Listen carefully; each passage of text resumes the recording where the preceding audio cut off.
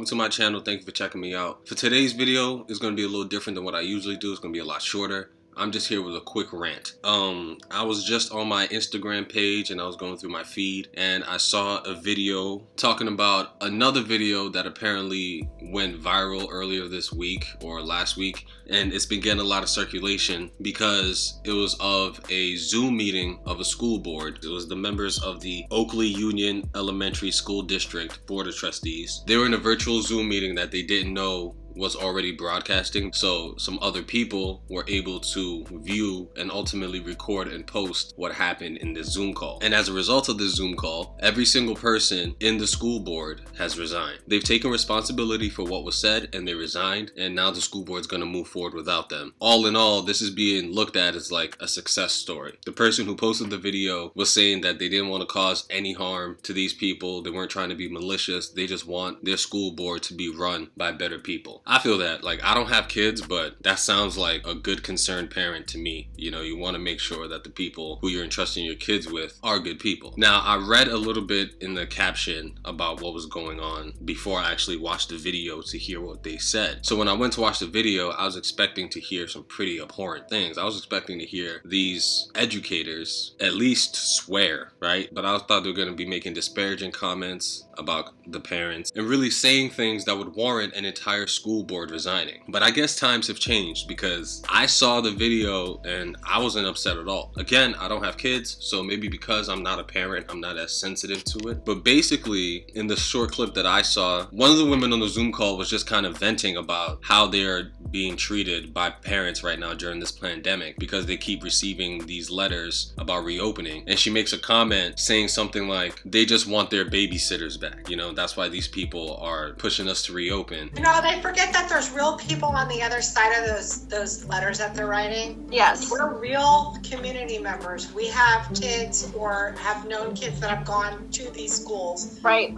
Have a vested interest in this process, and they don't know what we do behind the scenes. And it's really unfortunate that they want to pick on us because they want their babysitters back. And when she made the comment about them just wanting their babysitters back, everybody laughed because, well, it's funny, you know. And right there, let's pause there, right? Like, they're making these comments, talking amongst themselves and laughing. Who here who works for anybody doesn't talk shit with their coworkers? And as soon as a boss or a supervisor or the other coworker that you're talking about walks in, everybody is quiet because you don't want to cause that issue. You have a working relationship and you understand to keep it professional, you have to maintain civility. But most people choose to maintain civility by just talking behind their coworkers' back, talking behind their boss's back because people need to vent. Most people don't like their jobs or have a lot of aspects in their job that's frustrating. And because most people who work full time spend so much time at work, usually more time than they spend awake at home, yeah, you're gonna have to vent. You're gonna open up to each other when you think no one's looking. And that's all I saw them doing here. And of course, when you do that, you can take it too far. Like, I've heard coworkers talking about another coworker, or I've heard my former employees talking about me saying crazy stuff. Things that are completely insensitive and borderline on racism, sexism, you know, just making like spreading lies and rumors about people just because they may not like how they work. But then when they have to work with that person, it's all sunshine and roses because everyone needs to collect their check. Me seeing this, I wasn't surprised at all. So I keep watching and I'm not upset yet because so far, all I hear is an educator during a global pandemic in which parents are frustrated because their kids can't go to school, saying that parents are talking to them as if they only exist to facilitate school for their kids, as if they don't have problems of their own, as if the pandemic isn't affecting them too. And that's fucking valid. So the video continues. I'm looking for what's the next thing to be upset about because it couldn't have been that first woman. And next is a man on the board of trustees who opens up and talks about how his brother owns a medical marijuana delivery service in whatever area that they're at. I totally hear that because my brother had a delivery. Yeah. My brother had a delivery service for medical marijuana. The high clientele were parents with their kids in school.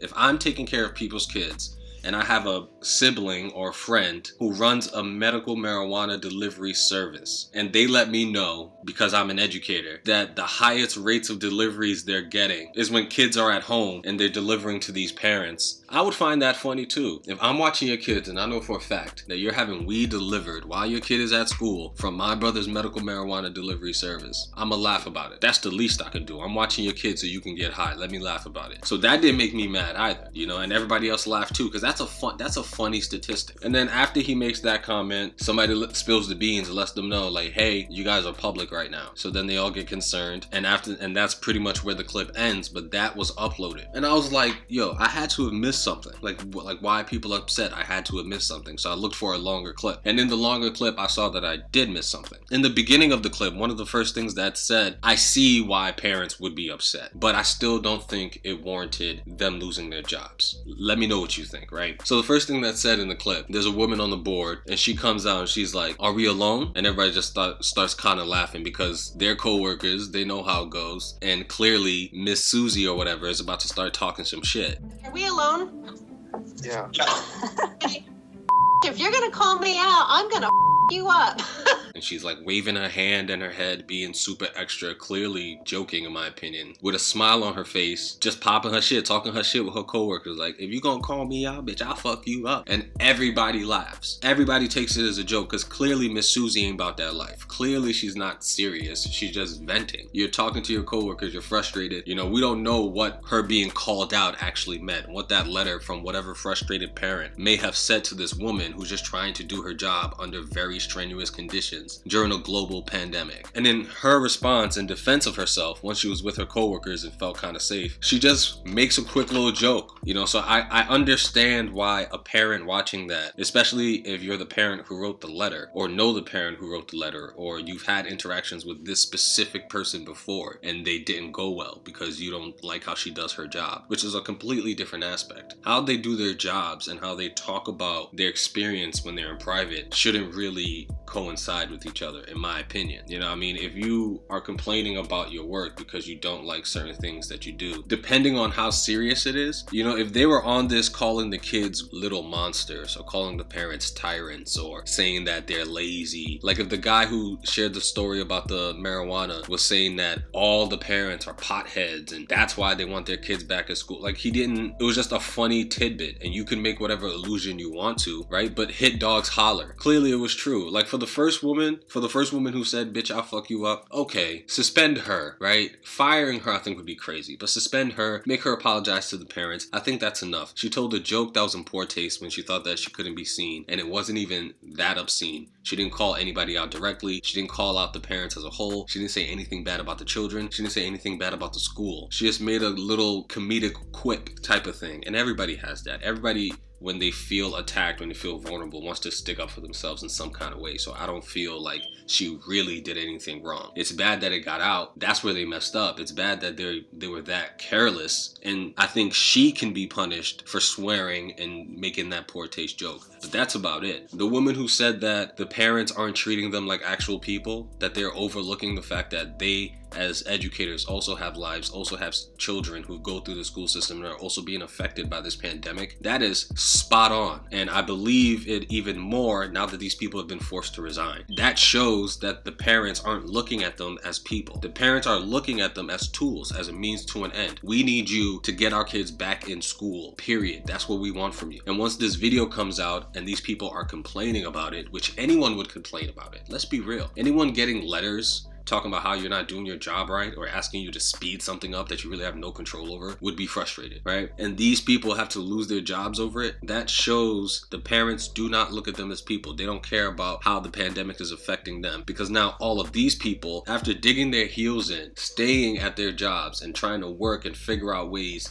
to get their school back open, get these kids back into class, but there's a pandemic going on, so there's only so much they can do. After all the stress these people have gone through in the last recent months, now they are all jobless during a pandemic. Middle of the pandemic, jobless. That's how you treat your educators? Like if I'm a teacher, if I'm an educator and I'm living in that area, I don't want to join that school board. I don't want to be on that board of trustees at all. I don't want to deal with those parents any more than I have to, because I see now that if you don't fall in line, they will just use the power of public outrage to get you the fuck out of there. I was appalled. I was shocked. I was hurt. My heart rate went sky high. I couldn't believe that the comments they were making. If my child did that on Zoom, he would be in trouble. And the man who told the story about his brother's delivery service, he doesn't deserve punishment at all. He stated a fact, right? Unless he made it up, if he doesn't have a brother who does that and he was just trying to make parents look like they smoke weed, okay, suspend him too. At the end of the day, he didn't say, oh, they want us to open the schools so they can get high. He didn't say that. You can draw that conclusion yourself, but he didn't even say that's what all the parents are doing. It doesn't even mean that he knows any of these parents who are doing that. But as an educator, objectively, the idea that I'm working right now 40, 50, sometimes 60 hours a week with your children, and now I know that I'm facilitating your weed experience in a way, that's funny, you know, like, so I don't think he deserves any backlash. But now these people are out of work, and the next group of people who decide to be on this board are gonna have to walk on eggshells because now a precedent has been set. Don't let anybody hear you saying anything about the regime or you out of there. With that, I'm done ranting. Let me know if you liked the video and I'll start doing more rants on the channel. Definitely let me know what you think about this situation. I'm curious to see if people think that I'm just wrong, you know, because I understand that the public opinion would say I'm wrong because these people quit their jobs. They wouldn't have done that if public opinion was on their side. But that's just in that town, that area. I'm curious to see what, you know, more people outside of that situation feel like. Do you think it's fair that these people had to lose their jobs? Do you think it could have been handled a different way? Do you think this deserved punishment at all? Let me know what you guys think in the comments. I'd appreciate it if you subscribe. Quest Talks, home of the best talks. Signing off. Peace out.